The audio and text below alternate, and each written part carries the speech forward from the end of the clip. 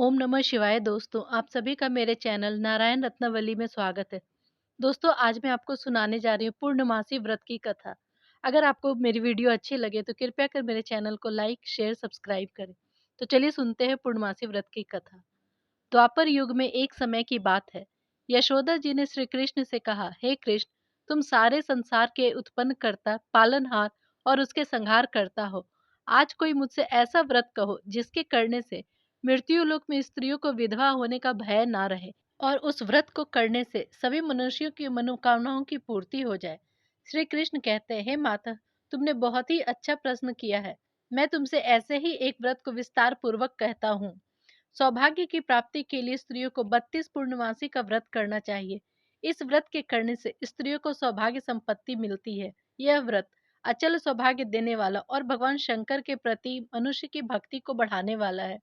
यशोदा जी ने फिर पूछा, हे कृष्ण, सर्वप्रथम इस व्रत को मृत्यु लोक में किसने किया था? इसके बारे में मुझे बताओ। श्री कृष्ण कहते हैं, कातिका नाम की एक नगरी थी। वहां धनेश्वर नाम का एक ब्राह्मण अपनी स्त्री के साथ रहता था। उनके घर में धन्य धान की कोई कमी नहीं थी, लेकिन उनके दुख का सबसे बड़ा कारण था उनका निसंतान होना। एक समय एक बड़ा तपस्वी योगी उस नगरी में आया। वह योगी उस ब्राह्मण के घर को छोड़कर सभी घरों में भिक्षा मांगता था। एक दिन धनेश्वर ने उस योगी से दुखी होकर पूछा, हे महात्मन, आप सभी के घरों से भिक्षा लेते हैं, परंतु मेरे घर से कभी भिक्षा नहीं लेते। इसका क्या कारण है?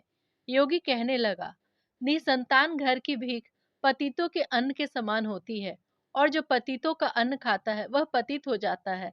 चूंकि तुम निसंतान हो, अतः पतित हो जाने के भय से मैं तुम्हारे घर की भिक्षा नहीं लेता हूँ।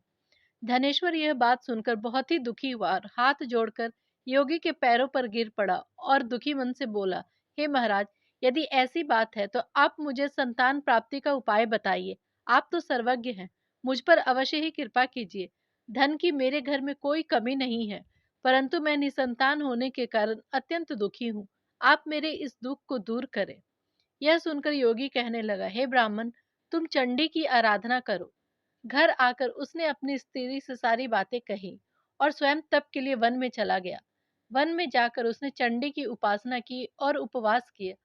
चंडी ने 16वें दिन उसको स्वप्न में दर्शन दिया और कहा, हे धनेश्वर, जा, तेरे पुत्र होगा, परंतु वह 16 वर्ष की आयु में ही मृत्यु को प्राप्त हो जाएगा। यदि तुम दोनों स्त्री पुरुष 32 पूर्णमासियों का व्रत विधि पूर्वक करोगे तो वह दीर्घायु हो जाएगा। अपनी शक्ति सामर्थ्य के अनुसार आटे के दिए बनाकर शिव जी का पूजन करना, परंतु पूर्णमासी 32 ही होनी चाहिए। प्रातः काल होने पर इस स्थान पर तुमको एक आम का वृक्ष दिखाई देगा। उस पर चढ़कर तुम उस फल को तोड़कर शीघ्र ही अपने घर चली जाना और अपनी स्त्री को खिला देना। जब वह ब्राह्मण प्रातःकाल उठा तो उसने उस स्थान के पास ही एक आम का वृक्ष देखा, जिस पर एक अत्यंत ही सुंदर आम का फल लगा हुआ था। उस ब्राह्मण ने आम के वृक्ष पर चढ़कर उस फल को तोड़ने का प्रयत्न किया, परंतु कई बार प्रयत्न करने पर भी वह चढ़ नहीं पाया। तब ब्राह्मण को बहुत ही चिंता होने लगी और तब उसने विघ्न विनाशक श्री गणेश जी की वंदना की और कहा, हे दयानिधि, अपने भक्तों के विघ्नों का नाश करके उनके मंगल कार्यों को करने वाले, दुष्टों का नाश करने वाले, हे रिद्धि सिद्धि देने वाले, आप मुझ पर कृपा कीजिए और इतना बल दीजिए कि मैं अपने मनोरथ को पूर्ण कर सकूं। इस प्रकार गणेश जी की प्रार्थना करके उनकी कृपा से धनेश्वर वृक्ष पर चढ़ गया और उसने आम का अति सुंदर फल देखा। धनेश्वर ने जल्दी से वह फल तोड़कर अपनी स्त्री को ला कर दिया और उसकी स्त्री ने फल को खा लिया और गर्भवती हो गई। देवी जी की असीम कृपा से उसके एक सुंदर पुत्र उत्पन्न हुआ, जिसका नाम उन्होंने देवी दास रखा। माता पिता के हर्ष और शोक के साथ वह बालक बढ़ने लगा। भवानी की कृपा से वह बालक बहुत ही सुंदर, सुशील और विद्या ग्रहण करने में निपुण हो गया। भवानी की आज्ञा से उसकी माता ने 32 पूर्णमासी का व्रत रखना आरंभ कर दिया, जिससे कि उसका पुत्र दीर्घायु हो जाए। 16वां वर्ष लगते ही देवीदास के माता पिता को बड़ी चिंता हो गई कि कहीं उनके पुत्र की मृत्यु इस वर्ष ना हो जाए। इसलिए उन्होंने अपने मन में विचार किया कि यदि दुर्घटना उनके सामने हो गई तो इसे कैसे सहन कर सकेंगे। उन्होंने देवीदास के मामा को बुलाया और कहा कि हमारी इच्छा है कि देवीदास 1 वर्ष तक काशी में जाकर विद्या अध्ययन करे और हम इसको अकेला नहीं छोड़ना चाहते, इसलिए तुम इसके साथ चले जाओ। 1 वर्ष बाद इसको लौटा लाना। सब प्रबंध करके माता पिता ने काशी जाने के लिए देवीदास को एक घोड़े पर बैठाकर उसके मामा को उसके साथ कर दिया।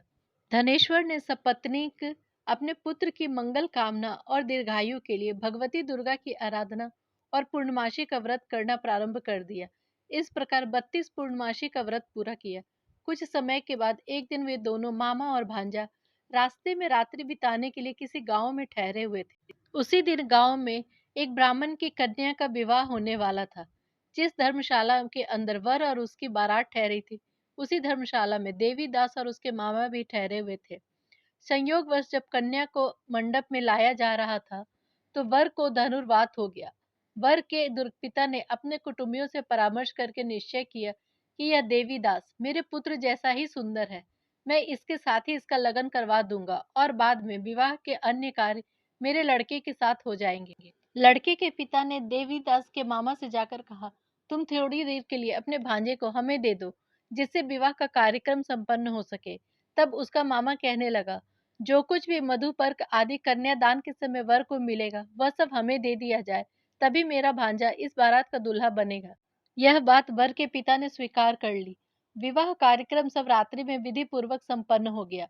पर देवीदास रात्रि में पत्नी के साथ भोजन नहीं कर सका और मन ही मन सोचने लगा कि न जाने यह किसकी स्त्री होगी, और उसकी आंखों में आंसू भी आ गए। तब वधू ने पूछा, क्या बात है, आप इतने दुखी क्यों हैं? तब उसने कहा, जो वर के पिता और उसके मामा में बात हुई थी उसने सब बता दी। तब कन्या कहने लगी, यह ब्रह्म विवाह के विपरीत कैसे हो सकता है?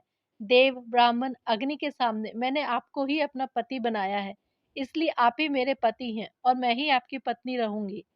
तब देवीदास ने कहा, क्योंकि मेरी आयु बहुत थोड़ी है, मेरे बाद क्या गति होगी, पहले इन बातों को अच्छी तरह से सोच लो। परंतु वह वधू दृढ़ निश्चय वाली थी, बोली, जो आपकी गति होगी वही मेरी भी गति होगी। आप उठिए और भोजन कीजिए। इसके बाद देवीदास और उसकी पत्नी ने भोजन किया। सुबह देवीदास ने अपनी पत्नी को 3 नगों से जड़ी हुई एक अंगूठी और एक रुमाल दिया और बोला, इसे मेरी प्रेम की निशानी समझकर रख लो। मेरा मरण और जीवन जानने के लिए एक पुष्प वाटिका बना लो। उसमें एक सुगंधी वाली फूल लगा लो। उसको प्रतिदिन जल से सींचा करो। जिस समय और दिन मेरा प्राणांत होगा, तो ये फूल सूख जाएंगे, और जब फिर से हरे भरे हो जाएं, तो जान लेना कि मैं जीवित हूँ। तभी वहां पर गाजे बाजे बजने लगे और बाराती और वर कन्या के सामने आए। तो कन्या ने वर को देखते ही कहा, पिताजी, यह मेरा पति नहीं है, इसके साथ मेरा विवाह नहीं हुआ है। यदि यही है तो बताएं कि मैंने इनको क्या दिया है। मधुपर्क और कन्यादान के समय जो मैंने भूषण आदि दिए थे उन्हें दिखाएं, और रात में मैंने इनको क्या गुप्त बातें कही थी यह सब सुनाएं। तब वर ने कहा, मैं ये सब कुछ नहीं चाहता। इसके बाद लज्जित होकर वह अपना समूह लेकर चला गया और सारी बारात भी अपमानित होकर वहां से लौट गई। इस प्रकार देवीदास काशी विद्याध्ययन रथ के लिए चला गया। जब कुछ समय बीत गया तो काल से प्रेरित होकर एक सर्प रात्रि के समय उसको डसने के लिए वहां आया। उस विषधर के प्रभाव से उसके शयन का स्थान चारों तरफ से विष की ज्वाला से विषैला हो गया। परंतु व्रत के प्रभाव से सर्प उसको काट नहीं पाया, क्योंकि उसकी मां ने पहले से ही 32 पूर्णमासी का व्रत कर रखा था। इसके बाद महाकाल स्वयं वहां आए और उसके शरीर से प्राणों को निकालने की कोशिश करने लगे, जिससे वह मूर्छित होकर पृथ्वी पर गिर पड़ा। भगवान की कृपा से उसी समय पार्वती जी के साथ शंकर जी भी वहां पर आ गए। उसकी मूर्छित अवस्था को देखकर पार्वती जी ने भगवान शिव जी से प्रार्थना की, महाराज, इस बालक की माता ने पहले 32 पूर्णमासी का व्रत किया था, जिसके प्रभाव से ही भगवान आप इसको जीवन दान दे दीजिए। भगवान शिव ने उसे जीवन दान दे दिया। इस व्रत के प्रभाव से ही मृत्यु भी उसका कुछ बिगाड़ नहीं पाया। इधर उसकी स्त्री प्रतीक्षा कर रही थी, और जब उसने पुष्प वाटिका में देखा कि पुष्प वैसे ही हरे भरे हैं, तो वह समझ गई कि उसके पति जीवित है। यह देखकर वह बहुत प्रसन्न मन से अपने पिता से कहने लगी, पिताजी, मेरे पति जीवित है, आप उनको ढूंढिए। 16वां वर्ष व्यतीत हो गया। तब देवीदास भी अपने मामा के साथ काशी से घर चल दिया। इधर उसके ससुर भी उसको ढूंढने के लिए अपने घर से चलने ही वाले थे कि दोनों मामा भांजा वहां पर आ गए। उनको आया देखकर ससुर ने बड़ी ही प्रसन्नता से बेटी के साथ विदा किया। श्री कृष्ण कहते हैं, जो भी स्त्रियां इस व्रत को करती हैं, वे जन्म जन्मांतर तक वैधव्य का दुख नहीं भोगती और हमेशा सौभाग्यवती रहती हैं। 32 पूर्णमासी का व्रत करने से सभी मनोकामनाओं की पूर्ति होती है।